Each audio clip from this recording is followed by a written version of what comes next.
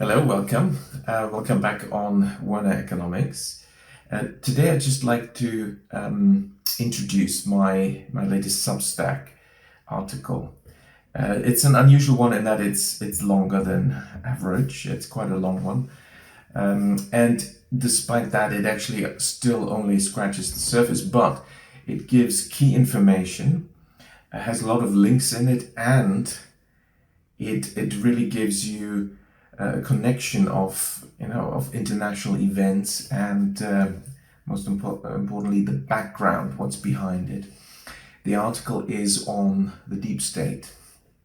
What is the deep state? Well, it's just another expression to literally refer to the very closely connected Secret Service operations, among which it seems the CIA is the most powerful actor, which has grown like cancer and has taken over other secret services, other bureaucracies, other government agencies, and also private sector firms, and is operating a very large number of covert operations. And that has been going on for decades and actually has been growing and growing. So it's reached a point where any analysis of the economy, of markets even, will not really cover everything if it leaves out this most powerful actor. So please have a look at my Substack on the deep state. It's entitled Assassination, this ultimate intervention policy of the deep state. And of course it was triggered, the timing of my article was triggered by the attempt to assassinate the presidential candidate, or who then officially became the presidential candidate, Donald Trump. And I put this in context, in historical context, previous assassinations, some of which you may not have been aware, but also the regime change operations that have been going on, in particular, across the globe, Latin America, Asia, but also in Europe. And there's a bit of a Euro focus. In fact, let me just briefly start with that, because we have clearly a very powerful and what is recognized to be very undemocratic bureaucracy in Europe that essentially now runs Europe, and that is in Brussels. Of course, what is also in Brussels is NATO, and that's not a coincidence, as I show. What is very little known is the European Union, all these institutions, this whole process leading up to the creation of the European Union was started and was implemented by, and very, for years in a very focused way by the CIA, literally. And so that's of course quite important information. So when you think about European institutions and things happening in Brussels, you have to be aware that literally the CIA created this not in order to then let it go, So the CIA is still in charge, and the politicians very much will have to do what they talk about. And when I say politicians, actually, I need to correct that, because you see, that's one of the points. We often have these political figures, the politicians, that are said to be in power. Well, with Europe, they are not even creating this pretense. Instead, we have unelected bureaucrats that can get direct instructions from the CIA to run the show. You see, I also analyzed the European bureaucracy and show that this very well recognized democratic deficit, which has been a big puzzle to many political scientists, wondering how can it be that democratic countries, they band together and create a sort of what is an increasingly united, new, larger state with state functions, and that's of course the goal, the United States of Europe. But you see, not modeled on the United States of America with checks and balances and democratic institutions. No, how can all these democratic countries come together and create what is essentially undemocratic? And that is recognized.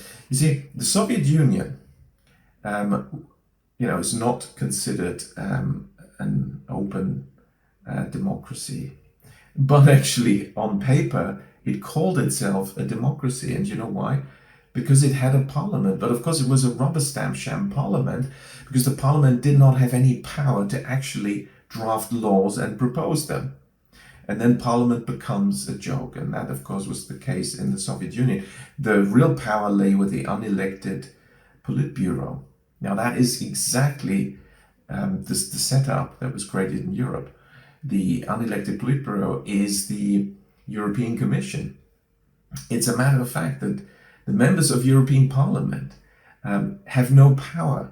They can't actually draw up and propose a new law. That all comes from the unelected bureaucrats in Brussels, the European Commission, and that's of course the setup that was created by the CIA, as the documents show. And I've got the references published in peer-reviewed journals, because actually a lot of CIA documents were declassified. It turned out that the founding fathers of Europe, such as Jean Monnet, were literally CIA agents, and that was their main job. And they had the job to create an efficient way for the CIA to run Europe, part of the US empire. So it could always be used for American purposes and always support America. And when we say America, actually, we also have to qualify that, because really it is more the CIA, because the CIA is running America, which is another story.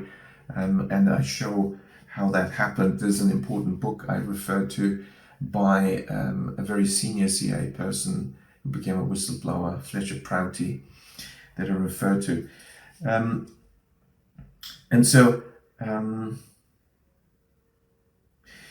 Fletcher Prouty shows that really the CIA has become unaccountable, and there's no checks and balances even in America. And the way this works is that, you see, it's illegal to reveal that you're CIA, and it's also illegal to reveal if somebody else is CIA. That's a criminal offense in America. So, and there's no exemption made for politicians. Now, normally secret agencies have some checks and balances in the form of parliamentary committees that are supposed to exert, the parliamentary and democratic control over what the secret services are doing. Well, certainly we know in the US case, this doesn't exist in practice, because when a member of Congress in a congressional, or member of Senate in a Senate committee dealing with the CIA is supposed to control it, when they do their job, they don't have to reveal whether they're CIA or not. And you can be assured that, of course, the first thing the CIA did was to make sure that those people on those committees would all be CIA. And of course, we have a string of US politicians who are literally CIA, and they get a call early on in their career: we can help you get elected, just become one of us. Or even you first get recruited and then they turn you into a politician, which also seems to happen. And of course, in this video, I can't even scratch the surface of what is covered in my Substack article about the really widespreading cancer of the CIA's infiltration of society through government organizations, semi-government organizations, not-for-profit, non-government, officially non-government organizations, and private sector firms. It is quite pervasive. Of course, in recent years, as authoritarian measures have been stepped up dramatically, people have been pointing to the World Economic Forum. I've also put some analysis on that, because it turns out the World Economic Forum, started by Klaus Schwab, we're told, but actually that was another CIA operation, because Klaus Schwab was recruited in Harvard when Henry Kissinger ran a particular pseudo-academic event, which was funded, and that's known as being published by the CIA. And that's where Klaus Schwab was recruited by Kissinger. And it's quite well documented how the whole setup was used. Now, in this case, to get the world's sort of opinion leaders and make sure that you can manipulate them. And of course, that goes hand in glove with the many other operations, whether it's honey trap operations or other ways to influence and control decision makers in the private and public sector. I do talk about how regime change happens, and we've got a number of important regime change operations also in history. You have to be aware of that. For example, it's a matter of public record that Mussolini, the Italian dictator, the first sort of fascist dictatorship already in the 1920s, Mussolini was a British Secret Service agent. Of course, the British Secret Services came before the OSS, the predecessor of the CIA, and in fact was involved in creating those institutions. But it's a matter of public records being published. Mussolini was a British agent, and surprise, surprise, the other fascist dictator Franco in Spain was put in power by British agents. And then if you keep digging, you get to the more slightly controversial British assets, because of course the fascist dictatorships, they all cropped up at the same time when Europe was down, Britain was up, Britain was very much in control, and oh, surprise, surprise, we now have all these fascist dictatorships coming up with the same setup. You need a uniform designer, you need a script writer, you have media appearance. It was quite a classic, and of course then the policies also quite similar. Now, why would somebody like Fletcher Prouty become a whistleblower when he wrote his book, The Secret Team? And I talk about this. It was actually, he was shocked by the unlimited power that the CIA had achieved. And if a president of the United States was going to challenge it, even then the CIA wouldn't be stopped, and it'd rather get rid of that president. Namely, it was the assassination of John F. Kennedy that triggered it when Fletcher Prouty realized he was, he was chief of covert operations at the Joint Chiefs of Staff in the White House. So he was in a very senior position, but when he realized that his own agency was involved in assassinating John F. Kennedy, that's when he blew the whistle. And one reason why JFK was assassinated is, of course, has to do with economic policy. Well, one was he wanted to abolish the CIA and its already almost unlimited powers, but also he wanted to change some things in the financial system. Namely, he issued United States notes, government paper money that was not from the Federal Reserve. Of course, that had been done before, but he did it several billion at a time when really the Federal Reserve didn't like it, and the privately owned Federal Reserve, the owners of the Fed didn't like it. And you see, the Secret Service, there is one of the many Secret Service agencies in the US called the Secret Service that is tasked with looking after the safety of the president or former presidents. So in the case of Donald Trump, they were also in charge. And if you look at it, and I have details there in the article, it's quite clear that there was a strange standing down of the Secret Service. The same, very briefly, very shortly before JFK was assassinated, Secret Service agents standing down, ordered to stand down. Why is that? Well, at the time, the Secret Service was still, until 2003, under the US Treasury. Why? And on its website it said, and I saw it with my own eyes, number one function of the Secret Service is to protect the integrity of the US financial system.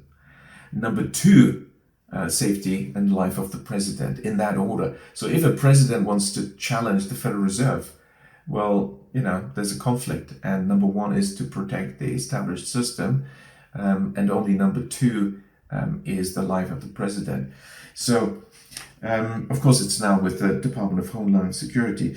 Anyway, have a look at my Substack. It's very important to connect the dots, and in order to understand what's going on, we have a lot of things happening, and you need to be aware of this.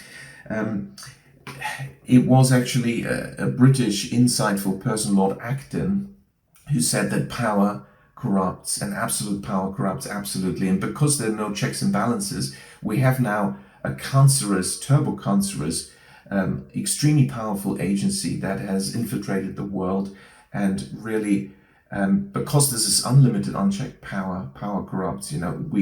we get the results that we observe. Have a look at my Substack, and thanks for your support. Thanks, bye bye.